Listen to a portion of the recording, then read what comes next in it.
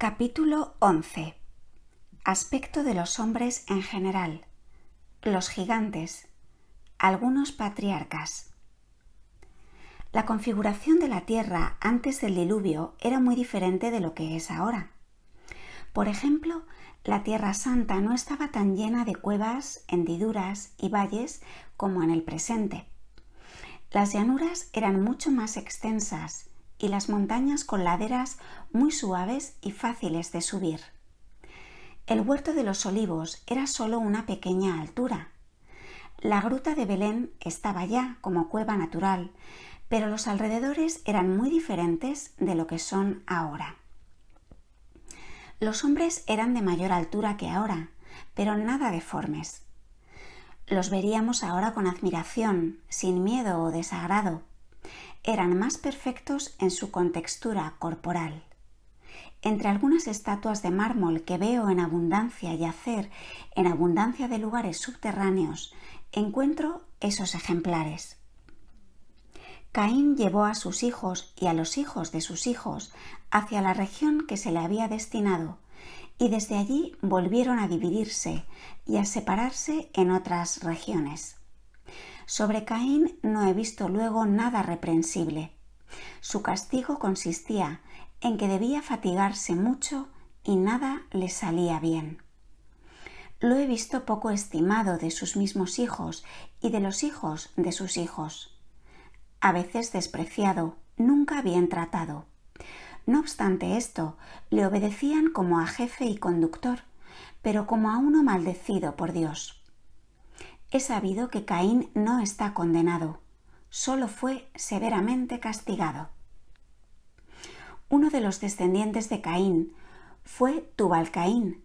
De este proceden varias industrias y también de él proceden los gigantes. He visto muchas veces que en la caída de los ángeles cierto número de ellos tuvo un momento de arrepentimiento o de duda y que no cayeron tan profundamente como los demás. Estos ángeles recibieron morada en una montaña solitaria, alta e inaccesible, que en el diluvio universal quedó deshecha y se convirtió en un mar de aguas, creo el mar muerto. Estos ángeles tenían facultad de obrar sobre los hombres en cuanto éstos se apartaban de Dios. Después del diluvio desaparecieron de ese lugar y fueron dispersados por el ámbito de los aires. Después, en el juicio final, serán arrojados al infierno. He visto a los descendientes de Caín volverse cada vez más impíos y sensuales. Se dirigieron siempre más a esos lugares y los ángeles caídos se posesionaron de muchas de esas malas mujeres y las dirigían, enseñándoles toda suerte de industrias y seducciones. Los hijos de estas mezclas eran de grande estatura. Estaban llenos de toda clase de mañas y artificios y se hicieron instrumentos de los espíritus y ángeles caídos. De este modo se formó en esa montaña y su alrededor una raza de gente que por la fuerza y la seducción trató de pervertir a los descendientes del justo Set. Fue entonces cuando Dios anunció a Noé el diluvio, y el patriarca tuvo mucho que sufrir por causa de este pueblo impío y perverso. He visto muchas cosas de este pueblo de gigantes. Con suma facilidad llevaban enormes piedras a las altas montañas. Se volvían más atrevidos y hacían obras enteramente maravillosas. Los he visto subir derecho por los troncos de los árboles y por las paredes de los edificios, tal como hacen hoy los poseídos por el demonio. Lo podían todo, aun las cosas que parecían más extraordinarias, pero lo más eran fantasmagorias y artificios que hacían por arte diabólica. Por esto he concebido gran aversión a todos los juegos de magia, de prestigio y de adivinación. Hacían toda clase de figuras y trabajos de metal y de piedra.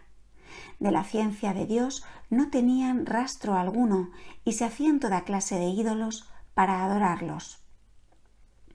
He visto que de pronto hacían de una piedra cualquiera una imagen perfecta y la adoraban, o algún animal espantoso u otro objeto de abyección. Lo sabían todo, lo veían todo, preparaban venenos, ejercían la magia y se entregaban a toda clase de pecados. Las mujeres inventaron la música. Las he visto ir de un lado a otro para seducir a las mejores razas y llevarlas a los desórdenes que ellas practicaban. No edificaban casas como las nuestras, sino que hacían torres redondas, muy gruesas, de piedras relucientes, en cuyas bases se apoyaban pequeñas viviendas, que llevaban a extensas cuevas, donde se entregaban a sus horrendos desórdenes y pecados. Sobre los techos de estos edificios se podía caminar alrededor. Subían a las torres y miraban a través de ciertos telescopios a muy grande distancia, pero no por la perfección de estos instrumentos, sino por arte satánica. Veían donde había otros pueblos y ciudades, iban allá y los vencían e introducían sus costumbres de libertinaje. En todas partes introducían esta falsa libertad. Los he visto ofrecer sacrificios de niños, a los cuales enterraban vivos. Dios hundió esta montaña con sus moradores profundamente en el diluvio universal. Enoc, antepasado de Noé, predicaba contra este pueblo perverso. También ha escrito mucho. Era un hombre sumamente bueno y muy agradecido a Dios. En muchos lugares de los campos alzaba altares de piedra y donde el suelo producían frutos ofrecía sacrificios a Dios y agradecía los beneficios recibidos. Así conservó la religión en la familia de Noé. Fue trasladado al paraíso terrenal y descansó junto a la portada de salida, y con él el otro más, Elías. De ese lugar del paraíso ha de volver a la tierra antes del juicio final. Los hijos de Cam y sus descendientes también tuvieron después del diluvio relaciones con espíritus malignos, y por eso hubo entre ellos tantos poseídos, tantos entregados a la magia y poderosos según el mundo, e igualmente hombres grandes, audaces y desenfrenados. Semíramis provenía de la unión de estos influenciados por los espíritus malignos. Ella lo podía todo, solo ignoraba el arte de salvarse eternamente.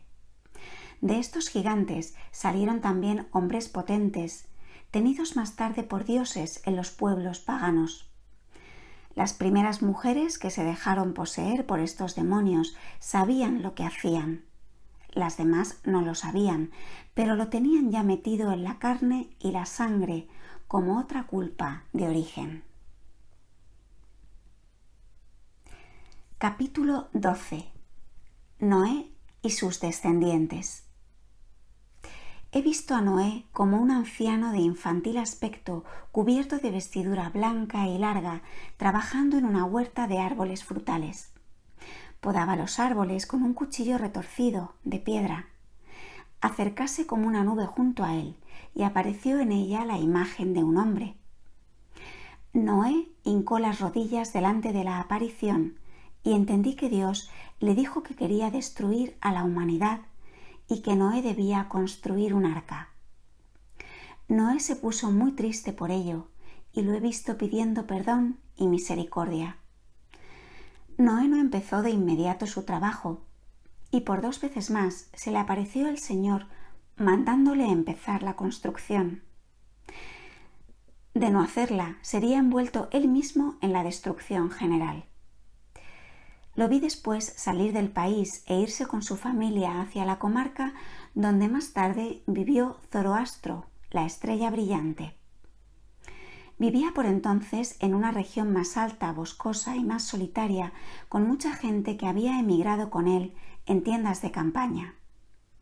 Tenía allí un altar delante del cual ofrecía sacrificios. Noé y su familia no edificaban casas de material, porque creían ya en el anuncio de Dios del diluvio. Los pueblos descreídos de los alrededores, en cambio, tenían caseríos de material, defensas de piedras, gruesas murallas y toda clase de edificaciones para defenderse de las amenazas divinas. Reinaba entonces un espantoso desorden sobre la tierra. Los hombres se habían entregado a todos los desórdenes, aun a los más innaturales. Cada uno robaba lo que podía, invadían las heredades, casas y campos para destruirlos y talarlos, y robaban mujeres y vírgenes para satisfacer sus viciosas costumbres.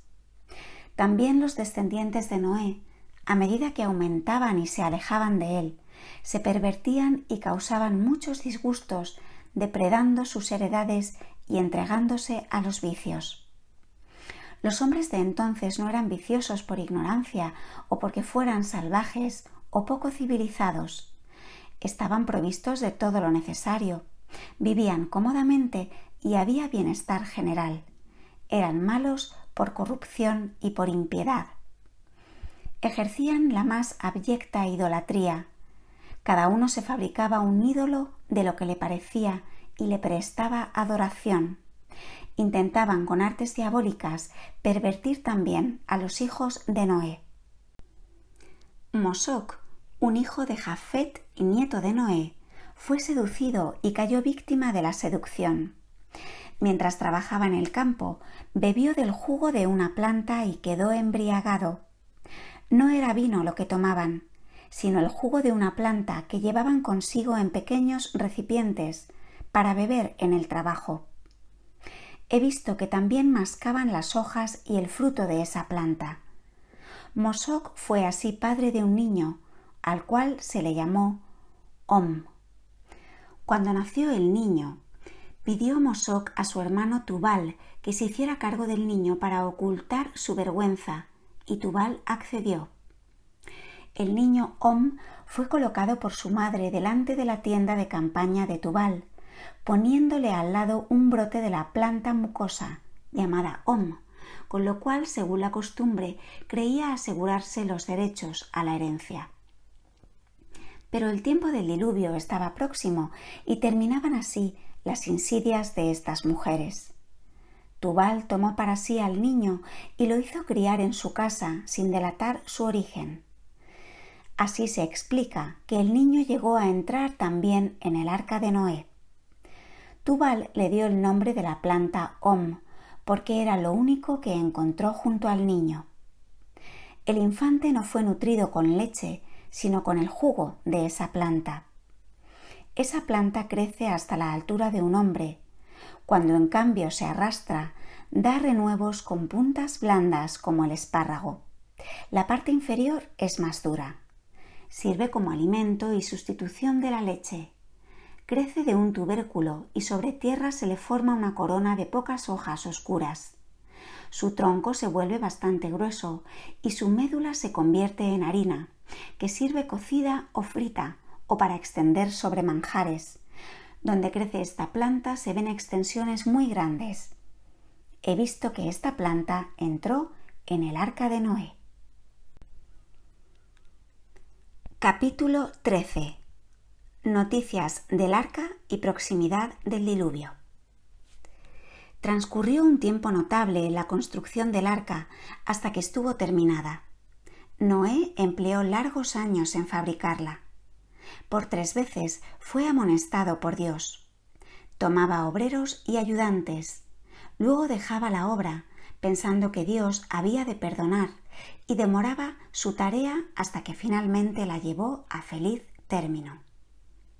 He visto que en la fabricación del arca, como en la cruz de Cristo, se usaron diversas clases de maderas: palmeras, olivos, cedros y cipreses. Talaban y preparaban la madera en el mismo lugar. Noé llevaba troncos sobre sus hombros al lugar del trabajo y me recordaba a Jesús llevando su cruz a cuestas. El lugar de la fabricación era una colinita rodeada de llanos. He visto cómo ponían los fundamentos del arca. El arca era por detrás redonda, el fondo hueco como una artesa y embreada. Tenía 2 pisos. Los montantes estaban dispuestos uno sobre otro.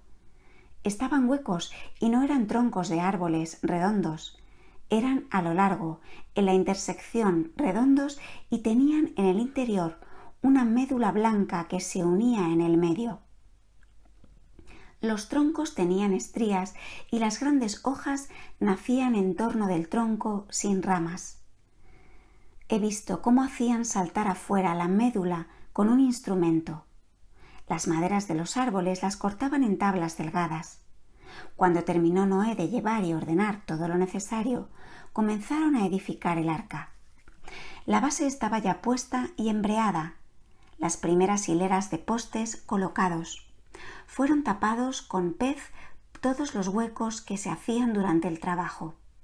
Sobre este primer piso se colocó el segundo y sobre él una hilera de postes para el tercer compartimiento y techo. Las ranuras y los intersticios entre los postes y las maderas eran cubiertos con maderas delgadas de color oscuro y amarillo con fibras entretejidas, y las aberturas, aun las más pequeñas, tapadas con algodón y con un musgo blanquizco que abundaba en ciertos árboles. Todo el exterior y el interior fue cubierto con una capa de pez y betún. La techumbre era redonda. En el medio, de un lado y a media altura, estaba la puerta y a ambos lados 2 ventanas. En mitad de la techumbre había una abertura cuadrada. Cuando estuvo terminada y pintada con esa materia lustrosa, brillaba como un espejo a los rayos del sol.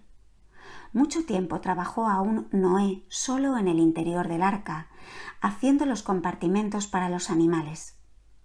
Los animales estaban separados unos de otros según sus clases, y había 2 caminos en el medio del arca. En la parte posterior y redonda del arca había un altar de madera, cuya mesa formaba un semicírculo. Había también un lugar aparte, en torno del altar, con lienzos y tapetes. Delante del altar se veía un brasero con fuego y carbones, que era como el hogar. A derecha e izquierda había separaciones para las moradas y habitaciones. Tenían toda clase de enseres y cajas dentro, y muchas semillas y plantas que colocaban en tierra, junto a las paredes del arca, que aparecía así toda verde por la multitud de plantas. He visto que también llevaban adentro vides con racimos amarillos de un codo de largo. No es para expresar cuánto sufrió Noé en la fabricación del arca por la malicia y la obstinación de los trabajadores que le ayudaban, a quienes él pagaba con animales y con pieles. Ellos se burlaban de él, le despreciaban de todas maneras y le llamaban loco. Trabajaban por la paga abundante, pero no dejaban de blasfemar y de burlarse. Nadie sabía para quién fabricaba Noé el arca, y así sufría toda clase de invectivas. He visto cómo al terminar, finalmente, dio gracias a Dios. Se le apareció el Señor y le dijo que se volviese a las 4 partes del mundo y con una flauta de caña llamase a los animales que habían de entrar. A medida que se acercaba el tiempo del diluvio, el cielo se ponía más oscuro y se extendía un temor inexplicable sobre la tierra. El sol no salía, un tronar continuo estremecía los ánimos. He visto a Noé caminar un trecho hacia las 4 partes del mundo y sonar su flauta. A su llamado acudían los animales en orden, de a par, machos y hembras, y pasaban por una pasarela de madera colocada delante de la puerta del arca, y que luego fue retirada hacia adentro. Venían los animales más grandes delante y entraban. Primero elefantes blancos y camellos. Llegaban llenos de ese temor que suele tener cuando se aproxima una tempestad. Varios días duró la llegada y entrada de los animales. Los pájaros volaban continuamente, penetrando por la abertura de la techumbre. Las aves acuáticas iban a parar al fondo de la nave. Los animales terrestres en el espacio del medio. Los pájaros estaban debajo del techo, posados sobre estacas o en jaulas. Los animales para ser sacrificados entraban de a 7 pares juntos, cuando se miraba el arca terminada desde lejos, posada solitaria sobre la colina, aparecía brillante, con un resplandor azulado, cual si viniera del cielo. Capítulo 14. Noé entra en el arca con los suyos. Había llegado el tiempo del diluvio. Noé ya se lo había anunciado a los suyos.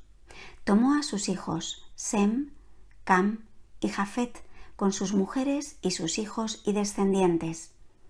Había allí nietos de 50 y 60 años, y de estos hijos pequeños y grandes que entraron en el arca.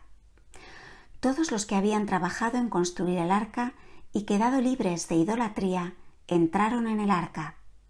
Había como 100 personas adentro, lo cual era necesario para dar a tantos animales el pienso que necesitaban y hacer la limpieza de los compartimentos. No puedo decir otra cosa, sino que siempre he visto que entraron en el arca los hijos de Sem, Cam y Jafet. Veo allí dentro muchas criaturas, niños y niñas, todos los descendientes de Noé que permanecieron buenos. En la Sagrada Escritura no se habla tampoco de los hijos de Adán, fuera de Caín, Abel y Set, y sin embargo veo yo allí muchas criaturas entre ellos y siempre de a pares, es decir, niños y niñas. Lo mismo se lee en la primera epístola de San Pedro, de solo 8 personas que estaban en el arca. Es decir, los 4 patriarcas con sus mujeres, de los cuales descendieron todos los demás después del diluvio. Al niño Om también lo he visto en el arca, yaciendo en una artesa de cortezas, sujeto firmemente con una ligadura de pieles. He visto después nadando muchas de estas artesas de cortezas como cunas de niños acabado el diluvio. He visto también en los huecos y en las habitaciones de piedras y ladrillos estas cavidades llenas de cunas de niños. Los lechos de los judíos estaban generalmente en las cavidades de las paredes. Cuando el arca se levantó sobre las aguas y los hombres subían sobre los techos, árboles y montañas, y se veían ya muchos cadáveres y árboles flotando sobre las aguas, Noé y los suyos estaban ya seguros dentro del arca. Aun antes de entrar Noé con su mujer y sus hijos y las mujeres de sus hijos en el arca, pidió a Dios misericordia para los hombres. Retiraron el puente al interior y cerraron finalmente la puerta tras de ellos. Todo lo abandonó. También parientes cercanos con hijos pequeños, ya que éstos se le habían retirado cuando fabricaba el arca. De pronto se desencadenó un temporal sin precedentes. Los rayos caían sobre la tierra como columnas de fuego y los torrentes de las aguas caían como arroyos que se precipitaban de lo alto. La colina sobre la cual estaba el arca pronto se convirtió en una isla. La calamidad fue entonces tan grande que yo creo que muchos se habrán convertido siquiera por temor. He visto a un demonio negro, de espantable aspecto, cruzar la oscura tempestad, induciendo a los hombres a la desesperación. Sapos y serpientes buscaban refugio en algún rincón del arca. No he visto entonces ni mosquitos ni insectos. Estos aparecieron después, para castigo y calamidad de los hombres. He visto a Noé ofreciendo sacrificios sobre el altar, cubierto de lienzos blancos y colorados. Tenía Noé en una caja redonda varios huesos de Adán, que posaba sobre el altar cuando rezaba y hacía sacrificios. He visto sobre su altar el cáliz que usó después nuestro Señor en la última cena. Este cáliz le había sido traído a Noé mientras fabricaba el arca, por 3 seres de larga y blanca vestidura, como los 3 hombres que aparecieron a Abraham para anunciarle el nacimiento de su hijo. Habían venido de una ciudad que después del diluvio se hundió, y hablaron con Noé expresándole que ya que era hombre de fama, debía llevar dentro del arca ese cáliz que encerraba un misterio grande para que no se perdiera en el desastre del diluvio. En el cáliz había un grano de trigo grande como una semilla de girasol y una ramita de vid. Noé metió ambas cosas en una manzana amarilla y los puso dentro del cáliz, que no tenía tapa. Debía crecer esa rama y brotar hacia afuera. Más tarde he visto este cáliz en poder de un descendiente de Sem, que vivió después de la dispersión de Babel en el país de Semíramis, y que fue padre de los samanes, los cuales fueron sacados por obra de Melquisedec del poder de Semíramis y trasladados a la tierra de Canaán, y llevaron consigo este cáliz misterioso. Capítulo 15. Después del diluvio. He visto flotar el arca sobre las aguas y muchos cadáveres en torno de ella. El arca se detuvo sobre una alta montaña, al oriente de Siria, abajo, montaña aislada y muy rocosa. Estuvo allí mucho tiempo. Veo que ya aparece tierra, aunque cubierta de lodo y verde moho. Al principio, después del diluvio, comían conchas y pescados, abundantes por doquiera. Más tarde los he visto comer pan y aves cuando se multiplicaron. Plantaron y cultivaron los campos. La tierra era tan fértil después del diluvio que el trigo que sembraron tenía granos tan grandes como los de maíz. También sembraron la raíz de la planta om, que era mucilaginosa. La tienda de Noé la he visto, como más tarde la de Abraham, en una llanura y en torno de ella las de sus hijos y descendientes. He visto la maldición de Cam. Sem y Jafet recibieron de rodillas la bendición de Noé, de la misma manera que más tarde Abraham daba la bendición a Isaac. La maldición que Noé pronunció contra Cam la he visto ir hacia él como una nube negra y oscurecerle la faz. Ya no era de tez blanca como antes. Su pecado fue como la profanación de una cosa sagrada, como la de un hombre que intentase entrar en el arca de la alianza. He visto surgir a Cam una descendencia muy perversa, que se fue pervirtiendo cada vez más y oscureciéndose su cuerpo. Veo a los pueblos más atrasados y degradados ser los descendientes de Cam. No me es posible expresar cómo he visto crecer y multiplicarse los pueblos y oscurecerse de todas las maneras y embrutecerse. Con todo, de en medio de estos pueblos envilecidos se esparcía alguna luz de verdad y algún deseo de ser clarificados. Capítulo 16. Tubal y los descendientes de Noé. Cuando Tubal, hijo de Jafet, con sus hijos y los hijos de su hermano Mosoc, se hizo indicar por Noé las tierras que habían de habitar, eran ya 15 familias. Los hijos de Noé se iban alejando del patriarca a tierras más o menos lejanas, pero en torno de él. Las familias de Tubal y de Mosoc se alejaron de Noé para ocupar comarcas más alejadas de ese centro común. Cuando finalmente los hijos de Noé se multiplicaron y empezaron a desunirse, quiso Tubal alejarse aún más, para no tener que comunicarse con los hijos de Cam, que habían concebido ya la idea de la construcción de la Torre de Babel. Tubal y sus hijos no concurrieron a la edificación de la torre cuando más tarde se les llamó para ello, como también los hijos de Sem se negaron a cooperar. Tubal se llegó con los suyos a la tienda de Noé para que les señalase las tierras que habían de ocupar. Noé vivía entonces en una montaña entre el Líbano y el Cáucaso. Noé lloró porque amaba a esta descendencia que se había conservado más piadosa que las otras.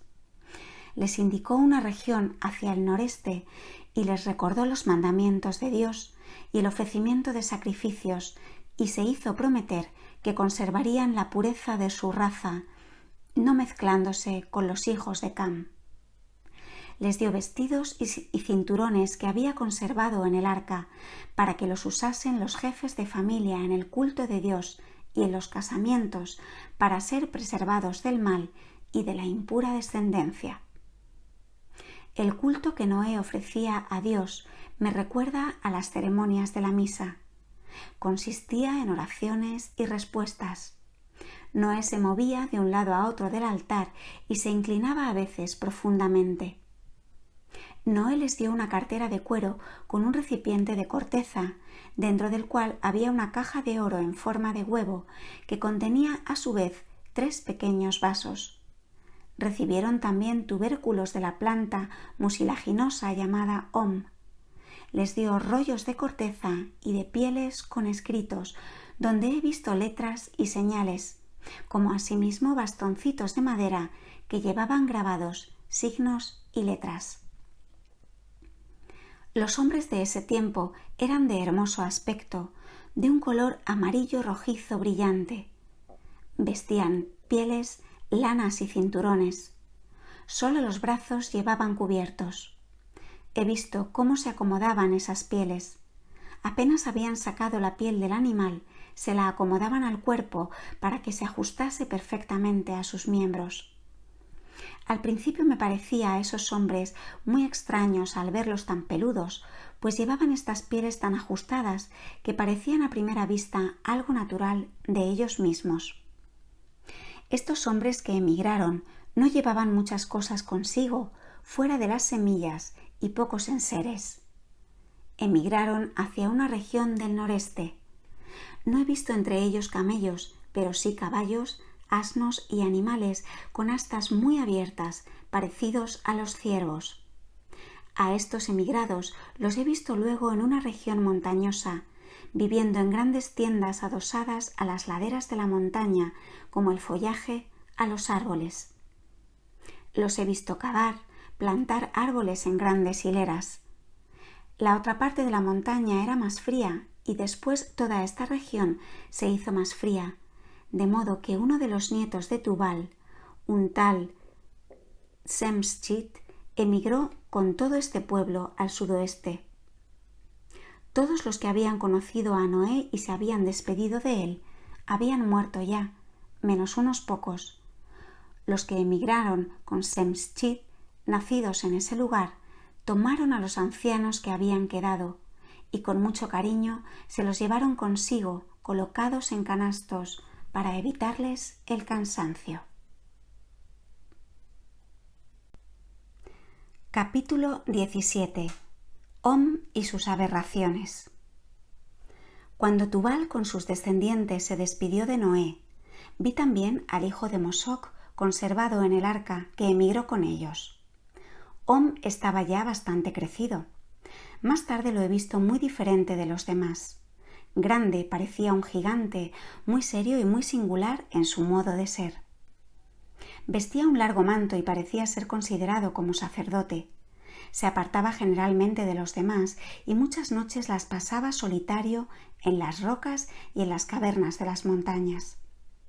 Sobre la cumbre de las montañas observaba los astros y ejercía la magia, y por arte diabólico tenía visiones que él luego ordenaba, escribía y enseñaba, enturbiando así las puras enseñanzas que habían recibido de Noé. La mala inclinación que había heredado de su madre se había mezclado en él con la pura enseñanza heredada de Enoc y de Noé, que habían sido hasta entonces las creencias de los hijos de Tubal. Om introdujo falsas interpretaciones y torcidas explicaciones por medio de sus visiones diabólicas y de sus alucinaciones, a la verdad pura tradicional. Om escudriñaba y estudiaba el curso de los astros y por arte del diablo veía visiones en figura de verdades que luego tomaba por tales por su semejanza. De este modo llevaba a la idolatría y fue el origen de las aberraciones del paganismo. Tubal era un hombre bueno. Las andanzas de Om y sus enseñanzas le disgustaban mucho y se dolía especialmente que uno de sus hijos, el padre de Semschit, fuera partidario de Om. Yo oía lamentarse a Tubal diciendo: «Mis hijos no son unidos, ojalá hubiese permanecido junto a Noé». Om consiguió dirigir desde la montaña donde vivían hacia abajo una corriente de agua en 2 brazos, que luego formaron un riachuelo y más adelante un río caudaloso, sobre el cual los he visto más tarde salir de allí, bajo la guía de su jefe Semschit, para otra comarca. Om recibió de sus partidarios una especie de culto, cual si hubiese sido un dios. Entre otros errores, enseñó que Dios está en el fuego. Solía mezclar sus errores sirviéndose del agua y de aquella raíz que motivó su nombre y de la cual se alimentó para sus maniobras de magia y curanderismo. Plantaba este vegetal y luego lo repartía como alimento sagrado y como remedio para enfermedades, con tanta solemnidad que de esto nació una práctica supersticiosa. La savia de esta planta la traía consigo en un recipiente oscuro como un almirez. Las agarraderas estaban hechas de metal. Estos utensilios de metal provenían de otra tribu que vivía en una montaña lejana, que trabajaba con fuego derritiendo metales. Yo veía que de esas montañas salían llamaradas de fuego y ese recipiente estaba formado allí con los metales derretidos. Om no se había casado y no llegó a larga vejez. Contaba muchas historias sobre su propia muerte, en las cuales creía él, como más tarde Derketo y sus partidarios. Lo he visto morir de un modo espantoso. De él nada quedó en el mundo, ya que el diablo se lo llevó consigo. Por esto creyeron sus partidarios que, a semejanza del justo Enoc, había sido arrebatado a un lugar sagrado. El padre de Semschit fue instruido por éste y le dejó su espíritu para que continuara su obra y ocupara su lugar como jefe de esta falsa religión. Capítulo 18. Semschit, jefe y conductor de pueblos. Semschit llegó a ser por su sabiduría el conductor de su tribu, que aumentó muy pronto y llegó a ser un pueblo respetable que llevó cada vez más hacia el sur. Semschit había sido bien instruido y formado en las enseñanzas de Om. Era indescriptiblemente vivaracho, pronto en sus movimientos, más activo y mejor que Om, que aparecía siempre pensativo y concentrado. Semschit tradujo a la práctica la religión de Om. Añadió algo más a esas enseñanzas y observaba mucho los astros. El pueblo que le seguía tenía ya el culto sagrado del fuego y se distinguía de los demás por señales propias de su raza. La gente de entonces solía mantenerse, más que ahora, separada por razas y tribus y no se mezclaba tan fácilmente como hoy. Semschit se ocupaba mucho de mantener la pureza de su raza y el mejoramiento de sus tribus. Separaba, trasladaba y colocaba a unos y otros como mejor le parecía. Los hombres vivían con gran libertad, aunque estaban naturalmente sujetos a sus guías. Las razas salvajes que he visto y que veo todavía en muchos lugares nada tienen que ver con estas razas de hombres de belleza natural y noble, aunque sencilla, y veo que los salvajes de esos lugares e islas nada tienen en la audacia, intrepidez y fuerza de los hombres primitivos. Semschit edificó sobre los terrenos que asignó a sus tribus poblaciones de tiendas de campaña, diseñó campos para cultivos, abrió caminos, bordeándolos con piedras y repartió gente de un lado y de otro, dotándola de animales, árboles frutales, diversas plantas y cereales. Cabalgaba sobre una extensión de tierra y golpeaba con un instrumento que siempre llevaba en las manos. Enseguida venían sus gentes y cavaban, cortaban árboles, cercaban y hacían pozos. Era en extremo severo y justo con sus subordinados. Lo he visto como un anciano alto de estatura, delgado, de color amarillo rojizo, cabalgando sobre un animal muy ágil y veloz, de color amarillo y negro, semejante a un asno, pero de piernas más finas. Lo he visto sobre este animal alrededor de un trozo de campo, como hace entre nosotros la gente pobre que rodea una maleza que ha de cultivar para sí. En ciertos puntos se detenía y golpeaba con un instrumento su punta o plantaba una estaca en el suelo. Allí se detenían sus hombres y colonizaban. Este instrumento, que más tarde se llamó la dorada reja del arado de Šemšid, tenía la forma de una cruz latina de un codo de largo, con una cuchilla que sacada de su vaina formaba con el asta un ángulo recto. Con este instrumento hacía un hoyo en la tierra. La figura de este instrumento la traía dibujada en su vestido, en el lugar de los bolsillos. Me recordó la señal que llevaban siempre José y Asenté en el Egipto y con el cual José medía y distribuía las tierras, solo que éste adoptaba mejor la forma de cruz y tenía arriba un anillo en donde podía ser encerrado. Šemšid llevaba un manto que caía en pliegues de delante hacia atrás. Desde la cintura hasta las rodillas colgaban 2 retazos de cuero, 2 por delante y 2 por detrás, que a los lados estaban sujetos debajo de las rodillas. Tenía los pies envueltos con cueros y correas. En el pecho llevaba un escudo de oro. Tenía varios de estos escudos que cambiaba según las festividades y diversas ocasiones de ritos. Llevaba una corona de oro con puntas que remataba por delante en un cuerno sobresaliente donde flameaba una especie de banderín. Šemšid hablaba mucho de Enoc. Sabía que no había muerto, sino que había sido arrebatado de este mundo. Enseñaba que Enoc había transmitido a Noé toda buena enseñanza de verdad. Lo llamaba padre y heredero de todo lo bueno. Pero añadía que de Noé había llegado a él toda esa herencia de verdad y de bien. Tenía también, según he visto, un recipiente de oro en forma ovoidal que llevaba colgado del cuello, en el cual, afirmaba, estaba encerrado algo misterioso y bueno que Noé había tenido guardado en el arca y que había recibido en herencia. He visto que donde él, en sus correrías, se detenía para fundar una población, levantaba una columna y sobre ella colocaba, en sitio de oro, ese recipiente de oro.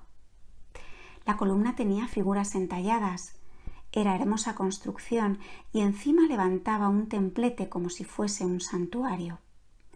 El recipiente tenía por tapa una especie de corona con abertura y cuando Šemšid hacía fuego sacaba algo del recipiente y lo echaba sobre el fuego. En efecto, he visto que el recipiente había estado en el arca y que Noé había guardado en él el fuego. Por esto se convirtió en una especie de santuario y de objeto sagrado para Šemšid y su gente. Cuando era expuesto al público, ardía siempre el fuego delante del cual prestaban adoración y sacrificaban animales. Šemšid les enseñaba que el gran Dios habitaba en la luz y en el fuego y que ese Dios tiene muchos otros espíritus y semidioses que le sirven. Todos los pueblos se sometían a su dominio. Él establecía hombres y mujeres en uno y otro lugar, dándoles animales de labranza, haciéndoles cultivar y sembrar la tierra. Esta gente no podía disponer de sí, sino que Šemšid los manejaba como rebaños y daba las mujeres a los hombres según su voluntad. Practicaba la poligamia, tenía varias mujeres y en especial una muy hermosa de mejor procedencia, de la cual tuvo un hijo que fue su sucesor y su heredero. Edificaba grandes torres redondas a las cuales se subía por escalones y desde donde exploraba y miraba las estrellas. Las mujeres, que vivían separadas y muy sujetas, llevaban vestidos cortos y sobre el pecho y parte superior del cuerpo un trenzado de cuero. Detrás colgaba algún adorno y en torno del cuello y sobre los hombros hasta las rodillas descendía un paño ancho en la parte inferior de forma redondeada. Esta vestimenta estaba adornada en el pecho y en los hombros con señales o letras. He visto que en todas las comarcas donde Šemšid fundaba poblaciones, hacía construir caminos que iban en línea recta hacia el lugar donde se fabricaba la Torre de Babel. Donde este conductor de pueblos se establecía, aún no había habitantes. No tenía por consiguiente que echar ni desalojar a nadie. Todo procedía pacíficamente. Solo se veía allí poblar y edificar. La raza de gente de Semschit era de color amarillo rojizo, como ocre brillante. Era realmente una hermosa raza de hombres. Todas las diversas razas eran contramarcadas para reconocerlas y preservar las más nobles de las mezclas. Los he visto trasponer con su gente una alta montaña nevada. No sé cómo alcanzó a pasar al otro lado, pero lo hizo con todo éxito, aunque con pérdida de mucha de su gente. Tenía caballos o asnos y él mismo cabalgaba con un animal pequeño, veteado, muy veloz. Un cambio brusco de la naturaleza los había hecho alejar de su primera morada. Se había vuelto la región muy fría. Ahora veo que es de nuevo más benigna. En su camino encontraba tribus en el mayor abandono, gentes que habían huido de la tiranía de sus jefes, otras que esperaban a algún conductor. Estas razas dispersas se unieron gustosas a su gente y a su mando, pues su carácter era bondadoso y distribuía trigo y bendiciones por donde pasaba. He visto tribus que habían tenido que huir porque habían sido saqueadas y robadas sus tierras, como le sucedió al paciente Job. Algunos no conocían el fuego y cocían su pan a los rayos del sol o sobre piedras recalentadas al sol. Cuando Semschit les hizo conocer el fuego, apareció ante ellos como un dios. Encontró en su camino una tribu que sacrificaba a los hijos defectuosos o que les parecía insuficientemente hermosos. Los enterraban hasta la mitad del cuerpo y hacían fuego en torno de ellos. Semschit desterró esta bárbara costumbre. Libró a estas criaturas y encargó a ciertas matronas que cuidasen y educasen a esos niños. Cuando eran grandes, los repartía entre las tribus como peones y siervos. Siempre ponía máximo cuidado en preservar la pureza de su raza. Semschit habitaba con su gente en un principio al sudoeste, de modo que tenía el monte de los profetas a su izquierda, hacia el sur. Más tarde se trasladó hacia el sur, teniendo entonces el monte a su izquierda, en el oriente. Creo que después pasó al otro lado del Cáucaso. Entonces, cuando en esos lugares todo bullía de gente y todo era movimiento, en nuestras tierras, Alemania, todo era solo bosques, pantanos y tierras desiertas. Hacia el oriente, aquí y allá, había algunas tribus dispersas. El famoso Zoroastro, estrella brillante, que floreció mucho más tarde, fue un descendiente del hijo de Semschit y renovó la enseñanza de aquel conductor de pueblos. Semschit escribía sobre tablas de piedra y de cortezas toda clase de leyes, de preceptos y enseñanzas. Su alfabeto era de tal modo que a veces una sola letra o signo significaba una frase entera. Este lenguaje era todavía de la primera lengua y veo que tiene relación o semejanza a veces con nuestro idioma. Semschit vivió hasta los tiempos de Derketo y de su hija, que fue la madre de la famosa Semíramis. Semschit no alcanzó hasta los tiempos de Babel, pero sus correrías se dirigieron en esa dirección. Capítulo 19. Ocasión en que vio la vidente la historia de Om y Semschit. He visto toda esta historia de Om y Semschit en cierta ocasión en que Jesús enseñaba delante de los filósofos paganos de Lanisa, ciudad de Chipre. Estos filósofos hablaban de Semschit delante de Jesús como de un sabio rey del Oriente que había vivido allá en las Indias, que poseía una daga recibida de Dios, con la cual repartía y señalaba tierras, y poblaba comarcas y esparcía bendiciones por donde pasaba. Le preguntaron a Jesús si sabía algo de él y de las maravillas que contaban de su paso sobre la tierra. Jesús les respondió que Semschit había sido solo un hombre prudente y sabio, según los sentidos y la naturaleza, que había sido un conductor de pueblos que había llevado su tribu y poblado a ciertas regiones con su gente cuando empezaban a dispersarse, como sucedió después de Babel en mayor escala. Les dijo que había dictado ciertas leyes y que otros conductores de pueblos habían existido semejantes a él, cuando las razas no se habían corrompido tanto como después sucedió. Jesús les mostró, empero, cuántas fábulas se contaban de él y se inventaron, mientras en realidad Semchit no había sido sino un remedio y una falsa imagen del verdadero conductor de pueblos que había sido Melquisedec, sacerdote y rey. Jesús les dijo en esta ocasión que mirasen a Melquisedec y al pueblo de Abraham, puesto que al dispersarse los pueblos había Dios enviado las mejores familias a Melquisedec para que las guiara y las mantuviera unidas y les preparase morada y tierras para habitar y se mantuvieran puras. De este modo, les dijo, estos pueblos se hicieron dignos o indignos de la gracia, del llamamiento y de la promesa, según sus méritos. Jesús añadió, quien haya sido Melquisedec lo podéis pensar e imaginar. Lo cierto es que fue una primitiva imagen de la ya cercana hora de la gracia del llamamiento. El sacrificio de pan y vino que él ofreció se ha de cumplir ahora y perfeccionar, y este sacrificio verdadero ha de durar hasta la consumación de los siglos.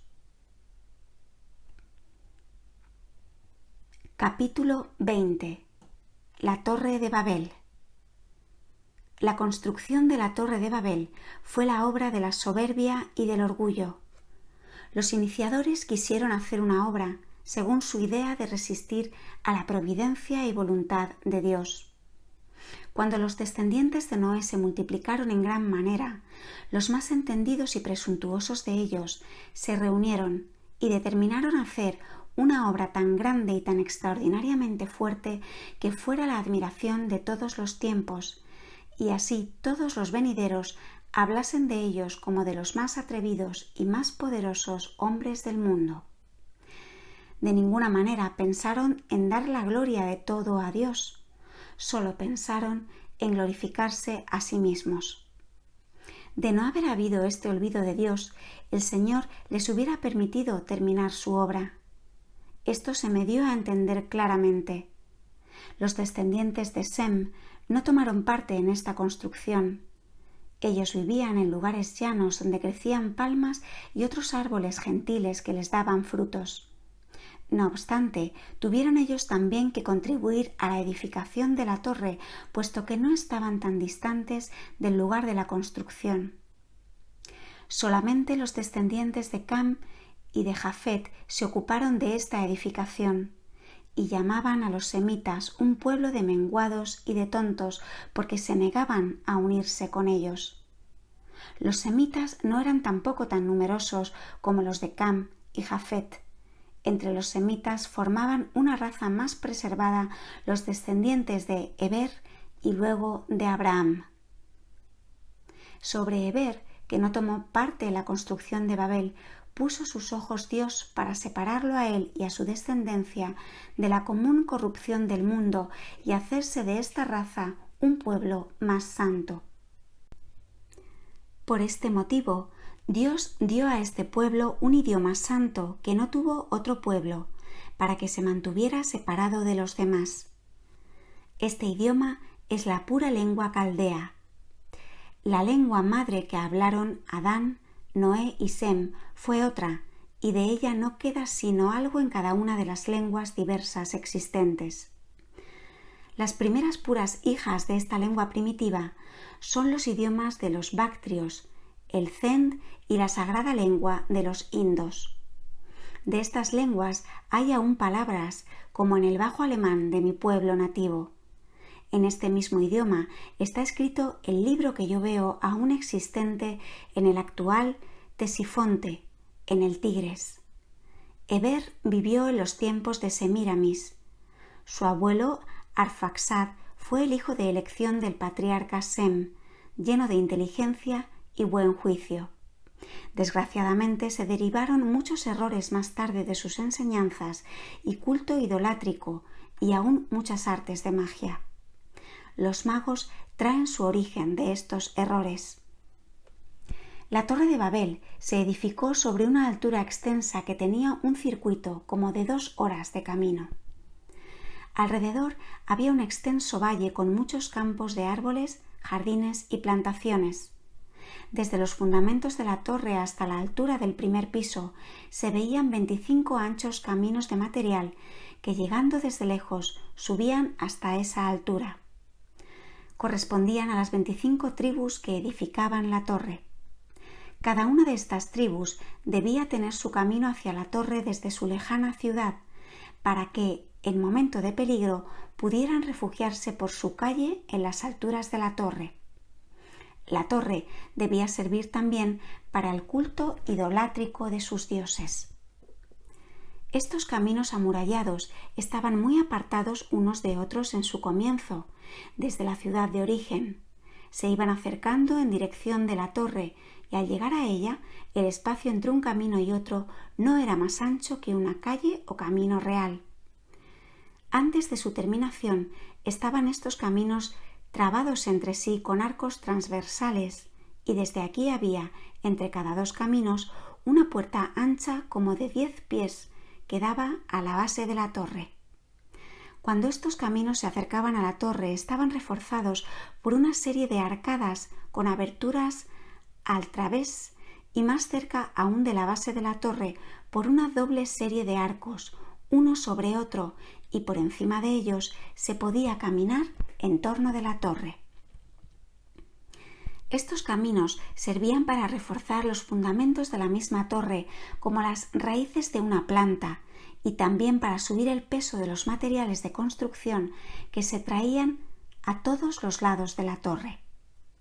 Entre estos caminos, que eran como raíces de la torre, había muchas habitaciones subterráneas amuralladas. He visto que vivía una multitud grande de gente en tiendas de campaña, además de las que habitaban en los huecos subterráneos y habitaciones que había en la base misma de la torre. Era un ir y venir, un movimiento extraordinario y febril, cual las hormigas en sus hormigueros. Camellos, elefantes y asnos en cantidad inmensa subían y bajaban por los caminos, tan anchos que podían encontrarse sin molestarse unos a otros. A lo largo del camino había sitios para cargar y descargar, así como depósitos para forraje y descanso de los animales. He visto que muchos de estos animales subían y bajaban por los caminos sin hombres que los guiasen. Los caminos que había en la base de la torre llevaban a un laberinto de entradas, salas, pasadizos, escaleras y cámaras. De esos subterráneos de la torre se podía, por medio de escalones abiertos en las paredes, subir por todos lados a lo alto de la torre. Desde la terraza del primer piso se abría un camino exterior que corría en forma de caracol en torno del edificio. El interior de la construcción estaba lleno de sólidos sótanos, de cámaras y pasadizos en todas direcciones. La edificación se llevaba a término con uniformidad de todos los lados, hacia el centro, donde en un principio había una gran tienda de campaña. Edificaban con ladrillos. He visto, sin embargo, que arrastraban también grandes piedras labradas de otros lugares. La parte exterior de estos caminos que subían a la torre tenían un color blanquizco y resplandecían a los rayos del sol. Desde lejos presentaban un espléndido espectáculo. La torre estaba edificada con arte exquisito y se me ha dicho que la hubiesen podido terminar y que subsistiría aún ahora como un hermoso recuerdo de la fuerza de la unión de los hombres si la hubiesen emprendido teniendo en cuenta a Dios y su gloria. Pero ellos no pensaban en Dios. Era la obra de la pura soberbia humana. En el interior de las bóvedas dejaban grabadas con piedras de diversos colores, en grandes letras, los nombres de los que habían contribuido mayormente a la edificación, y en las columnas figuraban las alabanzas de sus hechos y proezas. Estas gentes no tenían reyes, sino patriarcas, que gobernaban según ciertos acuerdos que tomaban entre sí. Las piedras que usaban estaban cortadas de modo que al colocarlas se unían perfectamente entre sí. Todo el mundo trabajaba en la obra. He visto que habían abierto canales y cisternas para el agua y que las mujeres pisaban el barro y la mezcla con los pies. Los hombres llevaban los brazos y el pecho descubiertos cuando estaban en el trabajo. Los más nobles atenían sobre la cabeza una especie de gorra con un botón. Las mujeres llevaban la cabeza cubierta. La torre había subido ya tanto que de un lado se sentía un frío intenso por la sombra que proyectaba y del otro un calor notable por el reflejo del sol sobre los caminos y murallas del edificio. Habían trabajado ya por espacio de 30 años y apenas habían llegado al segundo piso de la enorme torre. A estas alturas trabajaban en el interior del edificio, haciendo las columnas en forma de torre y grabando sus nombres con piedras de colores y las proezas de sus tribus respectivas, cuando de pronto se introdujo la confusión. No eran obras muy artísticas estas grabaciones en piedra, pero mucho se fijó con piedras de diversos colores y en los nichos se colocaron también figuras y estatuas. Entre los maestros y dirigentes de la obra he visto aparecer a Melquisedec, que les pidió cuenta del modo que procedían y les anunció el castigo de Dios si no cambiaban de conducta. Ya desde entonces comenzó la confusión de ideas. Muchos que hasta entonces habían trabajado en paz y concordia comenzaron a gloriarse de sus obras, de su saber y de su aporte a la empresa, y a pretender exenciones y privilegios, formando partidos unos contra otros. Contra estos se levantaron protestas, enemistad y por fin abierta guerra. Al principio pareció que eran solo dos las tribus descontentas y rebeldes y se determinó refrenarlas, pero pronto se vio que todos estaban desunidos. Riñeron entre ellos, hubo muertos y heridos. No se entendieron, se separaron y se dispersaron por toda la redondez de la tierra. He visto que los descendientes de Sem fueron más al mediodía, donde vivió Abraham. He visto en esta ocasión que un hombre bueno no se apartó por entonces de Babel, sino que permaneció por causa de su mujer entre los malos del lugar.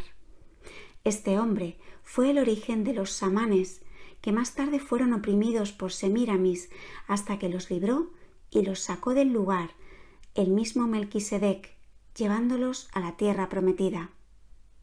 Cuando yo veía desde niña la torre de Babel, no podía imaginarme lo que podría ser y desechaba esa visión, porque no había visto más que las casitas de mi pueblo, donde la puerta sirve también de escape al humo de la cocina, y la ciudad de Coesfeld.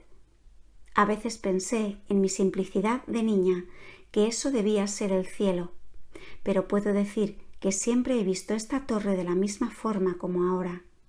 Más tarde he visto el aspecto de la torre como estaba aún en tiempos de Job.